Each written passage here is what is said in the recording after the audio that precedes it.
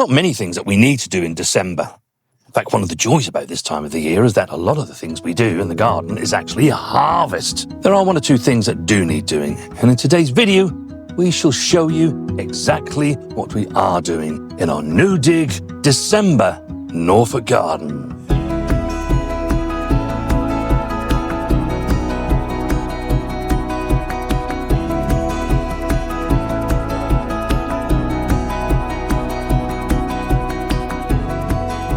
We've had one or two storms that have blown through here over the last couple of weeks or so, and it's weakened some of the structures that we have over our brassicas. So a job there we need to do is to strengthen those up and get them back in place. We also need to plant out our broad beans. They're ready. They've been ready for the last couple of weeks. It's just that myself and Mrs. W haven't been ready. Broad beans are looking really good. I sowed them into these deep modules, and I really do quite like that. You can get their roots down and can grow away in there for quite some time before they need to be put out. So in you go.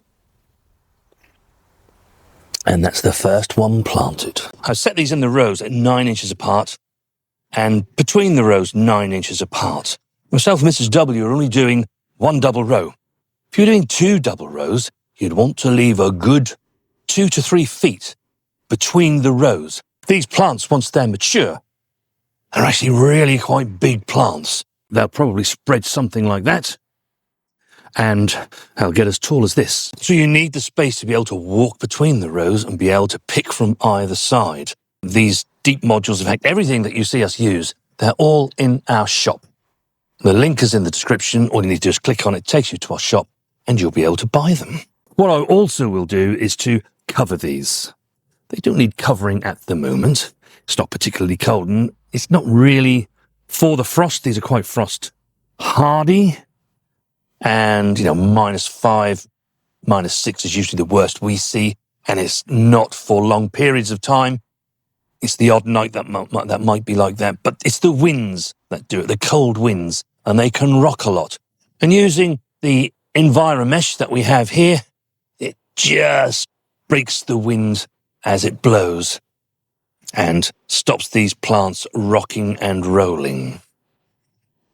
Most seasons this work for us, and we get a harvest in early to mid-May of our broad beans. Now, I shall be making a seed-to-table video on broad beans, which we shall probably put out when we harvest these next year.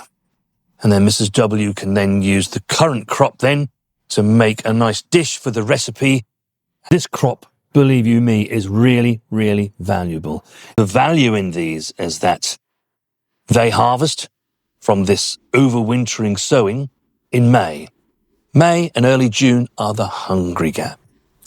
These will give you food, something to eat, a valuable vegetable on your plate. These sprouts are looking really good. Bang on time for a Christmas harvest. You can see that we've had all of these winter giants now, and their harvest time was October to sort of December, January. These Diverno, we've never grown before. This is the first time we've grown these, and they look really good. I'm really happy with these. And their harvest time is December through to sort of March the following year. So let's have a look at exactly what these look like, Mrs. W. They look lovely, don't they? Ooh, don't they just? Yeah. Superb. Really healthy plants. Yeah, they do look really good, don't they? And actually, they appear to have less rust problem than the winter giants. Yes. So they're a bit more tolerant of it. Could well be. Could well be. They are a nice looking leek. They most certainly are. They don't get as tall as the other ones, but nevertheless, there's a lot of great food there. Mrs. W do want a few potatoes. These are some Sapo Mira. So let's get her a few potatoes. One of the things that has struck me about this autumn is just how mild it's been. There have been a few cold nights, but not that many. We didn't see our first frost until mid-November. But even now, 3 weeks away from the new year, it's actually really quite mild. And it does appear, it feels to me, it's milder than it would normally be. We sowed these spring onions back in August, toward the end of August. And we do that most years so that we get a harvest of those sometime in March and April next year. But look at these. They're not far away from a harvest, are they? In fact, if I wanted to, I could actually eat some of those. Yeah. I'm a little bit concerned about those at the moment because what I do know is that at some point, we're going to see some really, really cold weather. If you're in the same position as us and your onions look like this, what I would say and what I shall be doing at some point when I know it's going to get colder to really protect them, might need a fleecing over them, over some hoops, just to keep them a little bit warmer so they don't get quite so cold, because that could do them some damage if we really see a harsh frost. These multi-sown beetroot, they have held in the ground really, really well. And I still have several of them. But I think now is the time when I need to be harvesting these and putting them into storage so that no harm comes to them because they're gorgeous beetroots. While I'm doing that, why don't you go down to the kitchen and see what Mrs. W is doing with some of our squash. We're into December now, and I like to get ahead with all of my Christmas prep, or as much of my Christmas prep as I possibly can. And today I'm going to show you how I prep ahead for my vegetarian sausage rolls and my traditional sausage rolls. We had a fabulous squash harvest this year. The butternuts especially have been perfect. Massive, as you can see. For this recipe, I only need approximately 1 kilo of butternut squash. So I'm going to use the smallest one that we grew. For the recipe, you will need butternut squash. I'm using some elephant garlic, but you could use ordinary garlic. Some pre-cooked whole chestnuts, some olive oil, some cheddar, salt and pepper, and some mixed spice. I also add a little bit of fresh rosemary, and I have the shop-bought puff pastry. I always make my own short crust pastry, but puff pastry is far too long to make. I've washed and dried the butternut squash, and I'm going to cut this into 8 slices. Just scoop out the seeds. Ordinarily, we'd save these seeds for growing next year's squash, but this variety is an F1 variety, it's Hunter, so we can't do that. They would not grow true to form. What you can do, though, is dry these, and they're very nutritious to eat. Just drizzle some vegetable oil in the bottom of the pan. Place the butternuts into the tray, the baking tray. Next, I'm going to just finely chop the elephant garlic. Next, I shall finely chop my fresh rosemary. Sprinkle that over. I'm going to add seasoning. So good grinding of some pepper and salt. And I'm just going to add about 1/2 teaspoon of ground mixed spice. And then we're just going to massage them all in with the oil so everything's coated nicely. Put that in the oven now, 180C, 160 fan, that's gas mark 5, for approximately 45 to 50 minutes until the butternut is nice and soft. While those butternuts are cooking away in the oven, I'm going to show you how I get ahead with my sausage rolls. Got my puff pastry, and it's really, really easy to do. And you use this piece of paper underneath. Don't forget that. Don't throw it away. It's very important. Simply slice lengthways down the centre of the pastry. And I just simply take the sausage meat, just lay that across the pastry. It needs to be roughly the size of a large, thick sausage.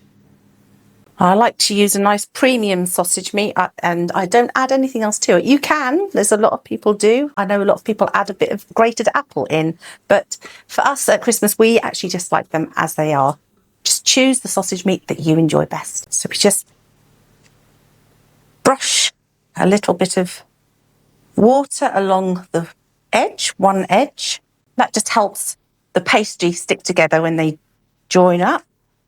And then I'm just simply going to pull the pastry, roll it over, and I simply cut them into the desired size that you want. You could make them large sausage rolls, small, bite size. I usually do them about an inch, inch and a half, maybe 2 inches. So now, keeping the sausage rolls on the paper underneath, I'm just going to slide these onto the baking tray. And you've got a ready-made piece of baking parchment so that your sausage rolls can cook on those and not get stuck. Snip with some scissors. I usually put 3 little snips in the top, just air vents, steam vents. All I'm going to do now is to pop these on this tray into the freezer and freeze them singularly. Once they have frozen, you can then put them into a plastic container or a freezer bag, and you can take them out then individually as and when you want them over Christmas. They cook from frozen. All you need to do is take them out of the freezer, brush them with a little egg wash, pop them into the oven, 180 fan, 200 Celsius, for 35 to 40 minutes until they're nice and golden brown. If you're cooking them, as I've got them here now, from unfrozen, they only take about 25 minutes. You just need to give a little bit longer, extra 10 minutes for them when they are frozen. These smell absolutely divine, I must admit. They're really nicely cooked. Just give them a good mash.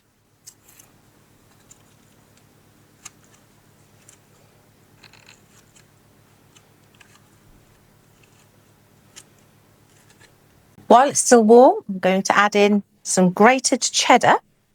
You can use whichever cheese you prefer. I have made this with a nice blue Stilton, really nice. And I've roughly chopped some pre-cooked chestnuts. Add those in as well.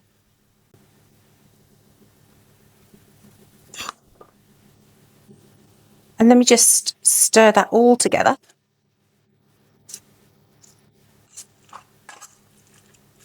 And just taste it at this stage, see if the seasoning is okay.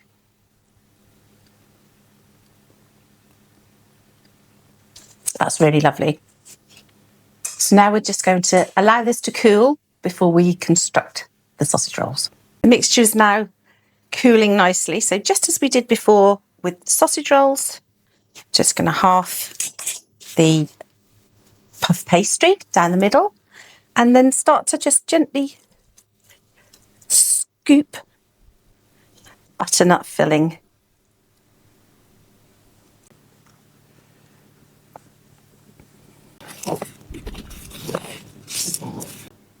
Just slicing them as I did with the sausage rolls.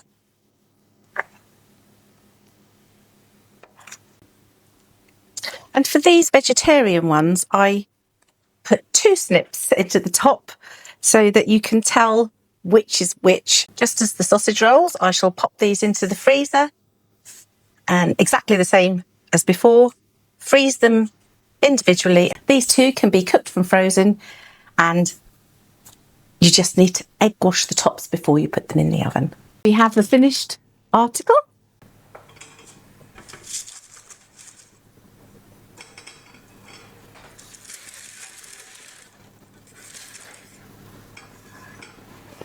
The filling in these is very hot when they come out of the oven, so allow them to cool before you bite into them.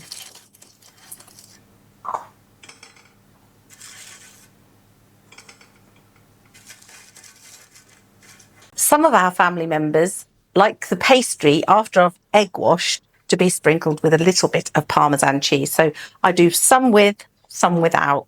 Try to please everybody. As we approach the end of the year, I take great satisfaction that there's still much to harvest, still much to come. And where we finish our harvest, of course being No Dig, I immediately put a nice 1 to 2 inch layer of our compost on top to keep the soil life happy. And they'll begin the process of taking that down and ensuring that this is nutrient rich for the next crop. And we'll go in here next spring. If you're watching us for the first time and you're not yet subscribed to our channel, then why not hit that subscribe button? You'll then be notified whenever we upload a video.